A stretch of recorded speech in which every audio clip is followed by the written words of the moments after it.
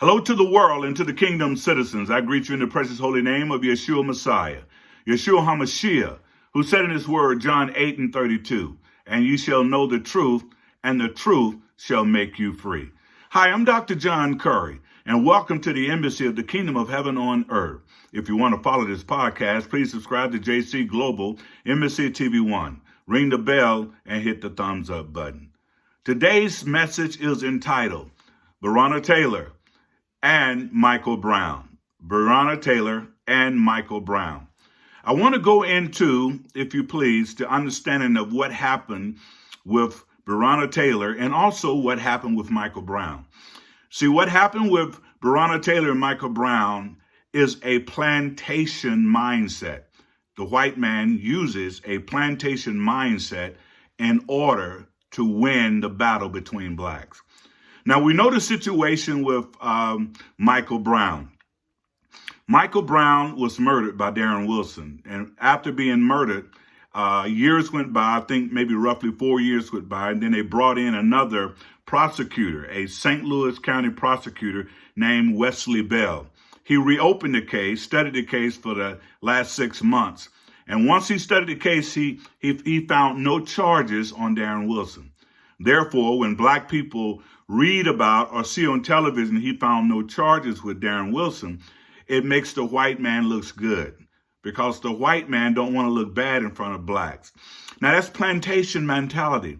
Well, how do we prove that? We prove that through the fact that when slaves ran away or when slaves was rebelling during the time of slavery, they would catch that slave, bring that slave back, put him on a whooping pole, and then they would have the black male slave to whoop that slave in front of the whole plantation. Therefore, when the slave get mad, the slave will get mad at the black slave that was beating him. He won't be too mad at the master. He'll be mad at the black slave that's beating him. Well, the same is true to what happened with Michael Brown. All black people start looking at this prosecutor, Wesley Bell, saying, why did he do this and why did he do that? Not knowing that the white man is behind every move that he makes. The white man becomes the puppet master to ensure that he looks good, and the black person that found Darren Wilson not guilty, he's the one that looked bad. Well, the same is true with Breonna Taylor. With Breonna Taylor, police officers came in and shot her 8 times while in the bed. 8 times. Bullets hit her body 8 times while in the bed. These are white police officers.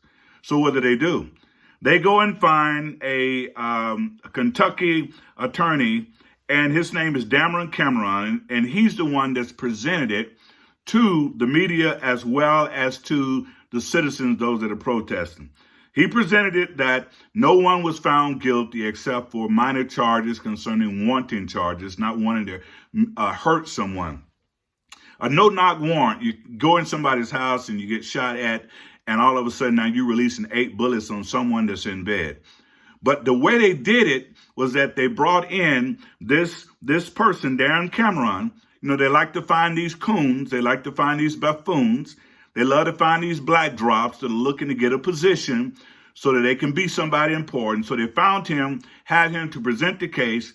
And right now, we need to be praying for Louisville, Kentucky, because people are all upset. But I will say to you this, as for black people, this is all a trap.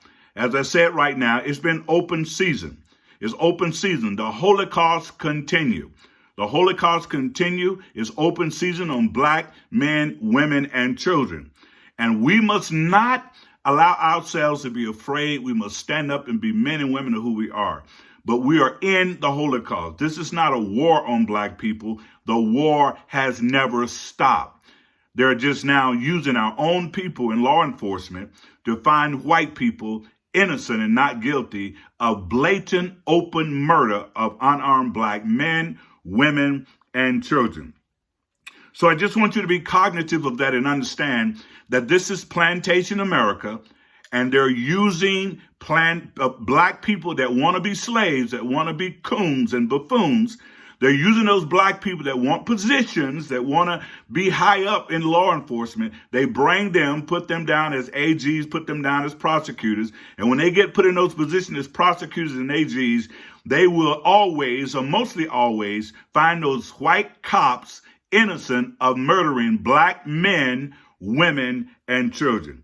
Well, the question is, how do we stop that? Well, we sing these songs, no justice, no peace. Well, I want to let black folks know we have never had justice. So why are we allowing white people to have peace? We've never had justice. Everybody's all surprised that black folks don't get justice. I mean, they was lynching us and nobody went to jail. They lynched over 4,000 people, had a lynching party at least once or twice a week during that time for over 4 to 5 years. They was lynching us, no justice, no peace. So we know we get no justice. So we need to disturb their peace. So how do we disturb their peace? We disturb their peace by stop buying from anybody white, whether they're part of it or not. We have to build our own black nation. We have to come together as a black people and stop waiting on white folks to give us justice. They told you you're not getting justice. Forget about justice. And stop singing no justice, no peace. We've been doing that for the last 200 years. No justice, no peace. We shall overcome. They know our habits. They know our ways. That's why they can come up with this garbage. A woman, Breonna Taylor, gets shot 8 times. They know you're going to tear up the city. They know you're going to get mad. They know you're going to throw some things around. They know you're going to tear up your own home, tear up your own neighborhood. That's all in the soup. They budget that. So we have to hit them where they love the most, hit them in their pocket. I would say we need to go on a national boycott of anything white, and in our own communities, anything Arab and anything Asian, because nobody cares about us. When are we going to get it? They don't care. They march and they protest with you, and then in the corner they sign laws to destroy you. Now, I know it's not everybody, but the majority of them think that way. So I say to you, black people that are in Kentucky, black people that are in Ferguson, Missouri, black people that are all over the United States and all over the world, don't fall for the trap. And the trap is they want you to react so they can come out and lock you up, beat you down, and shoot you on the street like a dog. The only way we win this fight, buy black, think black, support black, be black, everything black. Shut them down. No justice? They're not giving you justice? Then don't give them financial peace. And that's what I want to say to you. And I had to come on to say it because I know some of us get so emotional and we go out and destroy things, and now you're in a jail cell with a bunch of Ku Klux Klan members. You're in a jail cell with a bunch of white people that could care less about you. You're in a jail cell where they're now even beginning to put COVID on you. You're locked up, you're locked down, you can't do nothing. The only way to fight back is with your pocketbook. Let's take that $1.5 trillion and spend it with ourselves, on ourselves, and by ourselves. That's all I got for you right now. Just had to drop in to let you know, forget about justice. Disrupt their peace by a national boycott and begin to buy from ourselves. And if we don't have businesses, create them. That's what we need to do anyway. God bless. Until next time.